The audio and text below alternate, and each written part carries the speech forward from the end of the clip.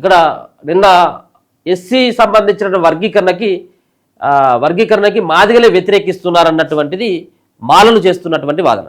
So వాళ్ళు వ్యతిరేకించడం కదా, మీరు కూడా వ్యతిరేకిస్తూ ఉన్నారు. సో వాళ్ళు వ్యతిరేకిస్తున్నారు రెండోది, కానీ మీరైతే వ్యతిరేకిస్తున్నట్టే కదా. సో వాళ్ళ మీద పెట్టి ఇలా వీళ్ళు అంటున్నటువంటి మాట నిన్న చెన్నయ్య గారు మాట్లాడినటువంటి మాటలు కూడా చూసుకోవచ్చు. ఎస్సీ వర్గీకరణను మాదిగలే వ్యతిరేకిస్తున్నారు, 1,00,000 డప్పులు 1000 గొంతుల ప్రోగ్రాంలో పాల్గొంటున్నది బీజేపీ అనుబంధ సంస్థ నేతలే, మాల సంఘాల JAC.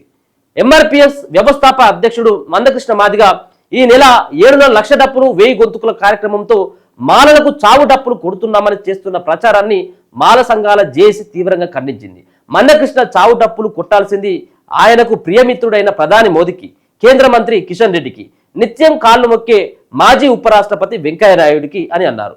JAC chairman G Chennaiah, కో చైర్మన్లు బేర బాలకృష్ణ, బోర్గుల వెంకటేశ్వర్లు, మందాల భాస్కర్, గోవతి రమేష్, జంగా శ్రీనివాస్ సోమవారం బషీర్బాగ్ ప్రెస్ క్లబ్ లో మీడియాతో మాట్లాడారు.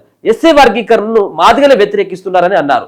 1,00,000 డప్పులు 1000 గొంతుకుల కార్యక్రమం మాదిగలు పాల్గొనడం లేదని, అందులో బీజేపీ అనుబంధ సంస్థ నేతలు పాల్గొంటున్నారని, ఎస్సీ వర్గీకరణ అంశంలో మందకృష్ణ మాదిగ బీజేపీ లీడర్లు ఆడుతున్న నాటకంలో సీఎం రేవంత్ రెడ్డి బలిగాక తప్పదని అన్నారు. ఆయన సీఎం పదవికే ముప్పు వాటిల్లే ప్రమాదం ఉందని హెచ్చరించారు. గత ఎన్నికల్లో మాలల ఓట్ల ద్వారానే కాంగ్రెస్ పార్టీ అధికారంలోకి వచ్చిన విషయాన్ని ఆయన గ్రహించాలన్నారు.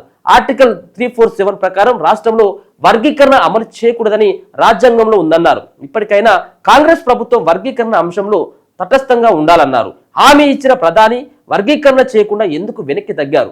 సుప్రీంకోర్టు తీర్పుకు మోదీ ఇచ్చిన హామీకి సంబంధమే లేదు, వర్గీకరణకు అడ్డుపడుతున్నది మోదీయే అని అన్నారు. మాలలకు చావు డప్పు కొడతామంటే ఊరుకోం. మందకృష్ణ మాదిగా బీజేపీ డప్పు కొడుతూ మాలలకు చావు డప్పు కొడతామంటే చూస్తూ ఊరుకోమని ఆయన ఒళ్ళు దగ్గర పెట్టుకుని మాట్లాడాలని చెన్నయ్య అన్నారు.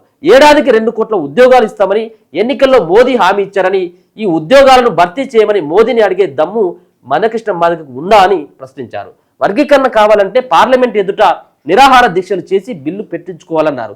కానీ మాదిగలను తప్పుదారి పట్టించేందుకు మాలలపై తప్పుడు ప్రచారం చేస్తే ప్రజలు క్షమించరన్నారు. ప్రజా గాయకుడు గద్దర్ నక్సలైట్ అయినందువల్లనే పద్మశ్రీ ఇవ్వలేదని కేంద్ర మంత్రి బండి సంజయ్ అన్నారని, ఒకప్పుడు కృష్ణ మాదిగ కూడా నక్సలైటే అని ఆయనకు పద్మశ్రీ ఎలా ఇచ్చారని ప్రశ్నించారు.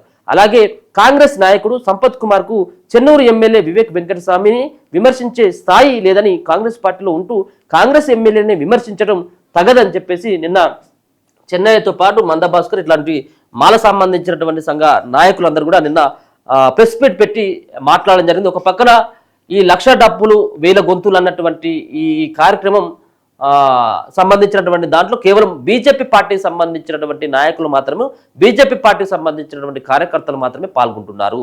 అసలైనటువంటి మాదిగలు ఈ సభలో పాల్గొనట్లేదు అన్నటువంటి అభిప్రాయాన్ని వాళ్ళు వ్యక్తం చేస్తాను. ఒక పక్కనేమో మాదిగ సామాజిక వర్గం అంతా కూడా వాళ్ళందరూ కూడా పెద్ద ఎత్తున దండోరుగా బయలుదేరేటువంటి కార్యక్రమాలు గ్రామ స్థాయిలో కూడా ఇప్పటికే డప్పులు చేరడం జరిగింది. 7వ తారీఖున తలబెట్టినటువంటి సభను విజయవంతం చేయడం కోసం మందకృష్ణ గారు ఇచ్చినటువంటి పిలుపు మేరకు పెద్ద ఎత్తున పరేడ్ గ్రౌండ్కు రాబోతా ఉన్నారు. సో ఏదేమైనప్పుడు కూడా మొదటి నుంచి వ్యతిరేకించేటువంటి వాళ్ళే కాబట్టి మాలలు, సో ఇలాంటికి సంబంధించినటువంటి కామెంట్స్ మనం చూస్తూనే ఉన్నాం చాలా రోజులుగా.